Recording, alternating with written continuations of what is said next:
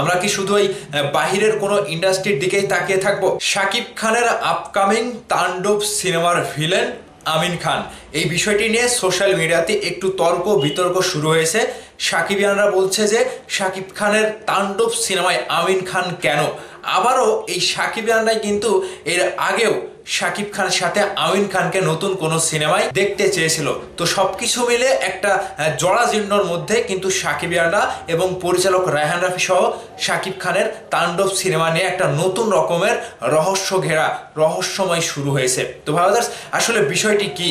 শাকিব খানের সাথে তাণ্ডব সিনেমায় আমিন খান থাকলে বা না থাকলে আমি এই দুইটি দিক লক্ষ্য করেছি যে দুইটা সমস্যা হতে পারে, নেগেটিভ এবং পজিটিভ। তো সেই দুইটা দিক আপনাদের সাথে একটু শেয়ার করি, দয়া করে সম্পূর্ণ ভিডিওটা দেখে যাবেন। দেখেন, প্রথমত আমরা তুফান সিনেমায় শাকিব খানের সাথে একজন পাক্কা অভিনেতাকে দেখেছিলাম, একজন ভার্সেটাইল অভিনেতা চঞ্চল চৌধুরীকে দেখেছিলাম একজন পুলিশের রূপে কিংবা গোয়েন্দার রূপে।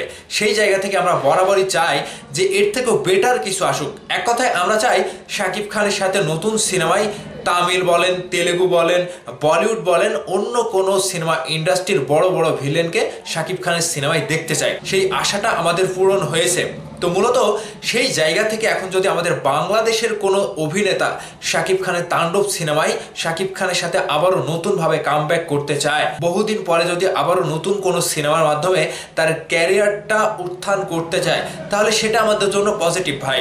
আমরা কি শুধু ওই বাহিরের কোনো ইন্ডাস্ট্রির দিকেই তাকিয়ে থাকবো যে সেখান থেকে ভিলেন নিতে হবে, সেখান থেকে বড় আকারের কোনো অভিনেতা শিল্পী নিতে হবে, সেই দিকটাই লক্ষ্য রাখবো, সেখানে আমরা মুখ তাকিয়ে থাকবো? আমাদের ইন্ডাস্ট্রিতে নতুন করে যদি কেউ আসে কিংবা আমাদের ইন্ডাস্ট্রিতে নতুন কোনো ভিলেন তৈরি হোক, এটা কি আমরা চাই না? এটা কি আমরা চাইবো না? এটা হলে তো আমাদেরই ভালো। আমরা শুধু বাইরের দিকেই তাকিয়ে থাকবো তা তো হয় না ভাই। আমাদের বাংলাদেশের সিনেমা ইন্ডাস্ট্রিতে অনেক অনেক ভার্সেটাইল অভিনেতা রয়েছে।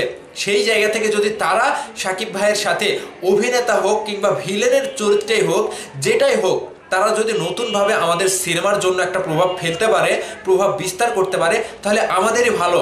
আমাদের সিনেমা ইন্ডাস্ট্রিতে নতুন নতুন অভিনেতা, নতুন নতুন ভিলেনের উদয় হবে। ঠিক বরবাদ সিনেমায় যিশু সেনগুপ্ত, তিনি কলকাতার, সেই জায়গা থেকে একটা পজিটিভ দিক হবে আমাদের ইন্ডাস্ট্রিতে।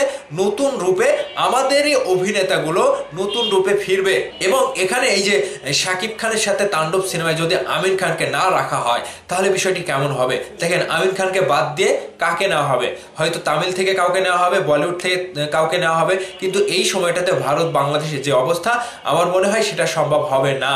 কাজেই আমাদের বাংলাদেশে যদি আমিন খানকে নেওয়া হয় তাহলে বিষয়টা পজিটিভ হবে। আর যদি না নেওয়া হয় তাহলে দেশের শিল্পী ওই যে একটা মানে কি বলবো, অভাগার কাতারে পড়ে যাবে। মানে দেশের শিল্পীরা সেই সুযোগটা পাবে না এবং নিজেদের যে একটা মনে করেন যে অভিজ্ঞতা বলেন কিংবা অভিনয় দক্ষতা বলেন, কোনোটাই কাজে লাগাতে পারবে না। কাজেই আমাদের দেশের শিল্পীদের কাজের একটা জায়গা নষ্ট হবে। আর কি, আমাদের শিল্পীদের মধ্যে আমরা নতুনত্ব কোনো কিছু খুঁজে পাবো না। ঠিক এখানে কিন্তু আরেকটা নেগেটিভ দিক হয়ে যাবে আমিন খান যদি তাণ্ডব সিনেমায় না থাকে। এখন এই যে সাকিবিয়ানরা অনেকেই বলছে যে আমিন খান কেন, কিংবা আমিন খান ছাড়া অন্য কোনো অভিনেতা শিল্পী কিংবা অন্য কোনো ইন্ডাস্ট্রির বড় কোনো ভিলেন শাকিব খানের সাথে দেখতে চায়।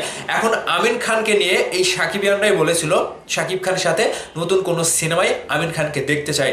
আবারও তাণ্ডব সিনেমায় যখন ঘোষণা আসলো যে আমিন খান থাকবে, তখন এই সাকিবিয়ানরাই আবারও বলছে যে তাণ্ডব সিনেমায় শাকিব খানের সাথে আমিন খানকে দেখতে চায় না, ভিলেন হিসেবে দেখতে চায় না, কাউকে প্রফেশনালি ভিলেন হিসেবে আমরা দেখতে চাই। মানে যারা ভিলেনের চরিত্রে অভিনয় করে, শিল্পী যারা রয়েছে, তাদেরকেই দেখতে চাই। এক কথায় প্রফেশনাল অভিনেতাকে। এখানে আমিন খান থাকলে সেটা ভালো হবে না। এটা হচ্ছে সাকিবিয়ানদের মতামত।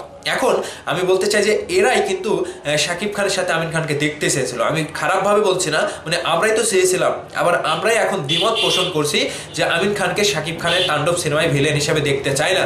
তাহলে কথা তো দুই রকম হয়ে গেল ভাই। এখানে আমাদেরকে গালি দেবে কে? পরিচালক গালি দেবে না? কিন্তু পরিচালক যদি দুই রকম কথা বলে, ঠিকই আমরা কিন্তু পরিচালককে গালি দেই। এটা হচ্ছে আমাদের একটা স্বভাব, মানে খারাপভাবে নেন না, আমি সবাই আপনাদের সাথে সবাই বলছি যে এটা আমাদের একটা মানে স্বভাব হয়ে গেছে বর্তমানে। তো সেই জায়গা থেকে আমাদেরকে এই জায়গা থেকে বেরিয়ে আসতে হবে। এর মধ্যে থেকে বেরিয়ে এসে পরিচালক বলেন, প্রযোজক বলেন, তারা যে ডিসিশনটা নেয় কিংবা শাকিব ভাইয়ের তাণ্ডব সিনেমায় কাকে ভিলেন হিসেবে নিলে ভালো হবে, তারাই ভালো বোঝে গল্পের সাথে কাকে মানাবে, ঠিক তাদের উপরে ছেড়ে দেন।